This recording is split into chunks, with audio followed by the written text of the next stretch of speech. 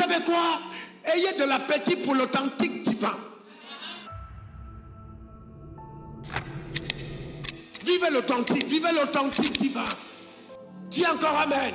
Les choses authentiques que seul Dieu est capable de faire. La foi n'échoue jamais. La foi n'échoue jamais. La foi n'échoue jamais. Bon, alors maintenant, c'est quoi la foi? Hébreux 11, verset 1. Mettez le texte. C'est quoi la foi? Or, la foi est une ferme assurance des choses qu'on espère. On a dit quoi? Ferme assurance des choses qu'on espère et une démonstration de celles qu'on ne voit pas. Ah, mon Dieu. Donc, ça veut dire que je ne peux pas parler de foi sans deux éléments majeurs. Numéro 1, l'espérance. 2, la démonstration. Dis après moi, espérance et démonstration. Ça veut dire que pour que ça se démontre, il faut que j'ai espéré en ça. Donc, si je n'ai pas l'espérance, je ne peux pas avoir la démonstration. Parce que quand on dit espérance, ça ne veut pas dire j'espère seulement avoir une voiture, j'espère avoir une maison. Non, tu images de façon que quand tu marches, tu regardes la voiture alors que personne ne la voit. C'est ça l'espérance. Donc l'espérance dépeint à tes yeux un autre panorama de vie. Pendant que tout le monde se plaint de ce que ça va mal, ton espérance te dit tout va bien en Afrique. Parce que tant que ton espérance n'a pas changé, je te garantis, on ne parle pas de foi. Et vous savez pourquoi est-ce que les choses vont changer en Afrique? Parce que l'église se réveille. La vie est un bon spirituel. Pendant longtemps, on nous a aveuglés. Et les gens ont eu l'espérance que s'ils allaient en Europe, ils allaient avoir une meilleure vie. Et je suis parti en Europe, j'ai vu des gars, certains d'entre eux vont vivre à 10 dans 20 mètres carrés. Et quand ils reviennent, tout ce qu'ils ont, c'est l'apparence, c'est les vêtements portés sur leur corps. Et je vous ai dit que Dieu ne considère pas un homme comme un homme s'il ne vit pas par la foi. Un homme qui ne vit pas par la foi est un homme animal. Donc pour Dieu, ce n'est pas un homme. La valeur d'un homme n'est pas déterminée par ce qu'il porte, mais ce qu'il a dans le cœur. Quelle est la parole que tu as emmagasinée en toi?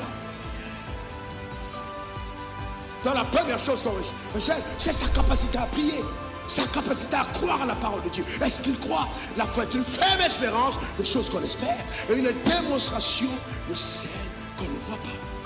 Donc, il y a la démonstration. Quelqu'un dit après moi, démonstration. Ça veut dire que si j'ai cru, je finis par voir ce en quoi j'ai cru. La démonstration. Eh bien, la matérialisation. Voyez-vous, donc ça va toujours amener cela à manifestation. Vous savez, c'est pas parce que tu as été dans la cité que tu n'es pas un roi. Je te garantis. Vous savez, c'est pas parce que tu as été méprisé ce Potiphar, accusé injustement, que le trône n'était pas réservé. Le plus important, c'est qu'il faille qu'à l'intérieur de toi, il y a toujours cette image de la destinée que Dieu te réserve. Cette espérance ne doit pas te quitter.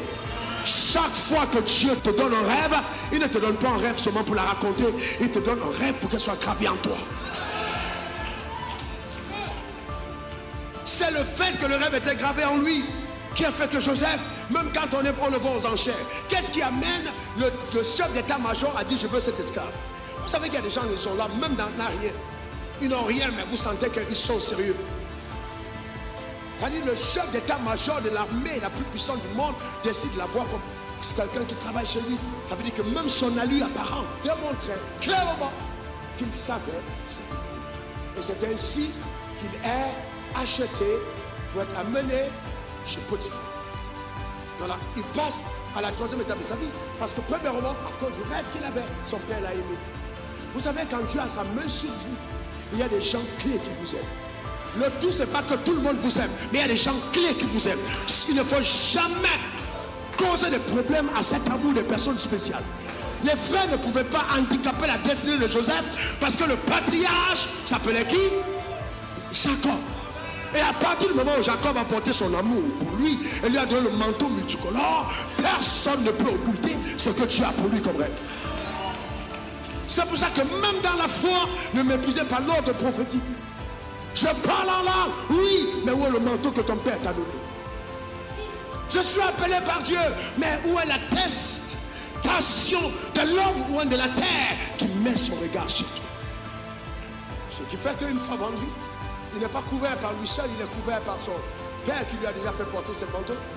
Il arrive chez Potiphar, à la troisième escale technique, les choses vont tellement bien qu'il faille que ça aille mal.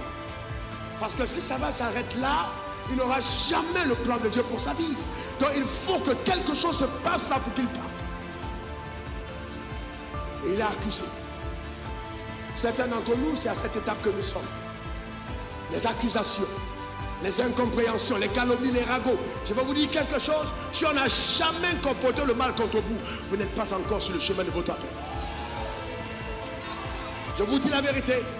Parce que Satan va utiliser cette arme de la calomnie pour déstabiliser votre destinée. Mais la clé, restez calme. Car ceux qu'il a connus d'avance, il les a prédestinés. Ceux qu'il a prédestinés, il les a appelés. Ceux qu'il a appelés, il les a justifiés. Je lève ma main vers le ciel. Je déclare sur ta vie que Dieu te justifie. Au nom suprême de Jésus. Donne-moi ton meilleur amen.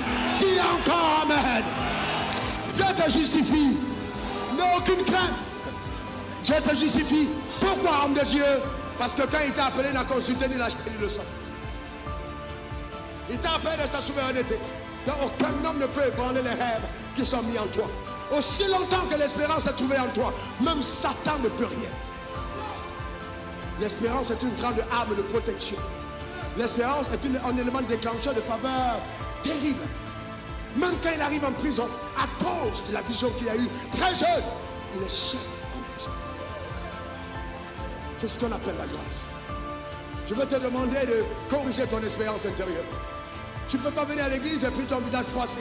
Tu es né de nouveau et puis tu veilles avant ton heure. C'est un signal clair que tu n'as pas d'espérance. Tu dois vraiment espérer. Tout le monde peut douter de ton avenir, mais pas toi. Pas toi. Et je prêche et je dis ceci. Écoute-moi bien. La confiance en toi doit surpasser la confiance en Dieu. Parce que Dieu veut que tu aies confiance en toi. Il ne t'a pas créé à l'image et à la ressemblance de l'ange, mais à son image et à sa ressemblance. Donc tu dois te faire confiance. Si tu dis j'ai confiance en Dieu, tu n'as pas confiance en toi, tu mens. Tu n'as pas confiance en toi.